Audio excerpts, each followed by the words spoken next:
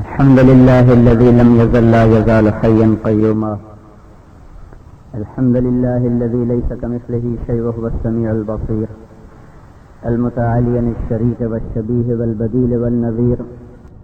وأشهد أن لا إله إلا الله وحده لا شريك له، وأشهد أن سيدنا ومولانا محمدا عبده ورسوله. أما بعد، فأعوذ بالله من الشيطان الرجيم. بسم الله الرحمن الرحيم. اعلموا أنما الحياة الدنيا لعب ولهو وزينة وتفاخر بينكم وتكاثر في الأموال والأولاد كمثل غيث أعجب الكفار نباته ثم يهيج فتراه مصفرا ثم يكون حطاما وفي الآخرة عذاب شديد ومغفرة من الله ورضوان وما الحياة الدنيا إلا متاع الغرور. وقال النبي صلى الله تبارك وتعالى عليه وسلم: ألا وإن الدنيا عرض حاضر يأكل منه البر والفاجر، ألا وإن الآخرة أجل صادق يقضي فيها ملك عادل قادر يحق الحق ويبطل الباطل، ألا وإن الخير كله بحظافيره في الجنة، ألا وإن الشر كله بحظافيره في النار، ألا تعملوا وأنتم من الله على حذر واعلموا أنكم معروضون على أعمالكم، فمن يعمل مثقال ذرة خيرا يره ومن يعمل مثقال ذرة شرا يره، أو كما قال صلی اللہ تبارک و تعالی علیہ وسلم. میرے محترم بھائیو اور دوستو، جب سے اللہ نے انسان کو پیدا کیا ہے وہ اس تگ و دو میں مسلسل چل رہا ہے کہ کیسے اس دنیا کو جنت بنا دے. اپنے خوابوں کی تعبیر دیکھنا چاہتا ہے. جو چشم تصور دیکھتی ہے اس کو حقیقت کے روپ میں دیکھنا چاہتا ہے. جو خیالات اس کی بزم تصور میں جنم لیتے ہیں انہیں یہ اس دنیا میں عملی طور پہ زندہ کرنے کے لیے بے قرار رہتا ہے. یہ اس کی کمزوری ہے. بیچ میں ایک بڑی رکاوٹ ہے کہ خالق کائنات جس نے اس کو بنایا وہ اسے عارضی گھر کہتا ہے. میں اسے جنت بنانا چاہتا ہوں. وہ اسے گزرگاہ کہتا ہے. میں اسے گھر بنانا چاہتا ہوں. وہ اسے مٹنے والا گھر بتاتا ہے. میں اسے پائیدار بنانا چاہتا ہوں. وہ اس کو بے حیثیت بتاتا ہے. میں اس کی قیمت لگانا چاہتا ہوں. بندے اور رب میں موافقت نہیں ہو رہی. دنیا جنت بن جائے، شاید بن جائے. یہ چناب کلب اسی لیے بنا، بڑے بڑے گھر اس لیے لوگ بناتے ہیں کہ شاید یہاں جنت مل جائے، شاید یہاں مل جائے. لیکن مشکل یہ ہے کہ بھائیو اگر کوئی جنت بنا بھی لے، فرض کرو حسن بن صباح کی طرح کوئی بنا بھی لے، تو موت کا کیا علاج؟ اس کے لیے کیا کرے؟ ایک بادشاہ نے بڑا عالی شان گھر بنایا. یہ حدیث میں آپ کو عرض کر رہا ہوں. بنی اسرائیل میں ایک بادشاہ نے بڑا عالی شان گھر بنایا. پھر اس نے رعایا کو دعوت دی. کیسا ہے؟ سب نے بڑی تعریف کی، بہت اچھا ہے. دو پیچھے بیٹھے ہوئے تھے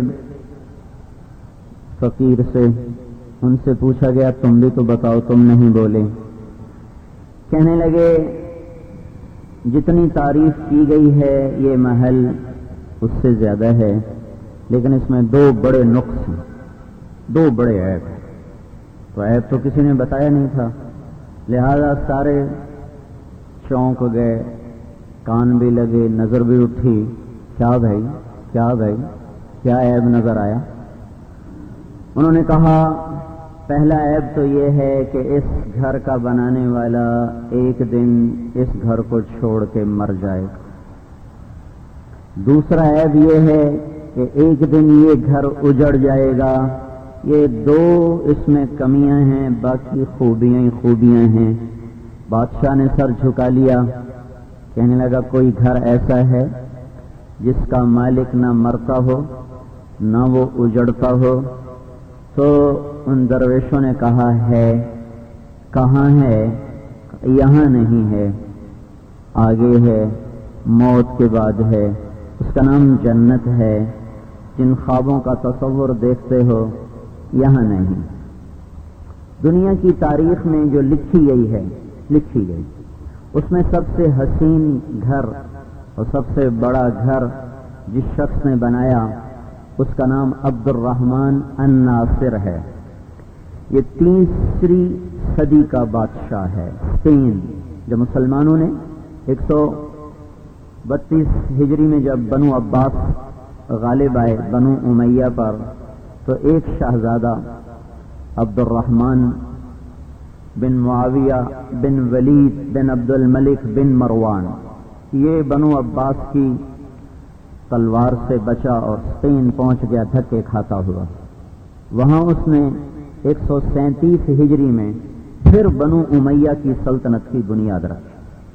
300 ہجری کے اختتام پر عبد الرحمن الناصر، اس کا کوئی پڑپوتے سے اگلی نسل، وہ بادشاہ بنا۔ اس کی ایک باندی تھی، اس کا نام تھا زہرا، وہ بڑی حسین تھی۔ اس نے اس کے عشق میں محل بنانے کا حکم دیا۔ پہاڑ کی ڈھلوان کو ہموار کیا گیا، 4 میل لمبا اور 3 میل چوڑا محل بنایا گیا۔ یہ مطلب نہیں کہ لان ملا کر 4 میل 3 میل، گھر چھتا ہوا۔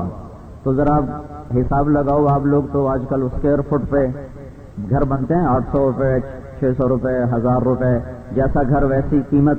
تو ذرا آپ قیمت لگائیں کہ 4 میل لمبا، 3 میل چوڑا، 4316 اس کے ستون اور برج تھے، اور اس میں سنگ مرمر کی ٹائل نہیں تھی۔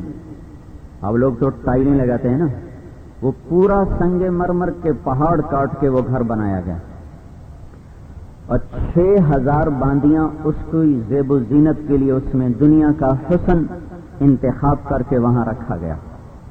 13750 ملازم اس میں رکھے گئے، 13382 غلام اس کے پہرے کے لیے رکھے گئے۔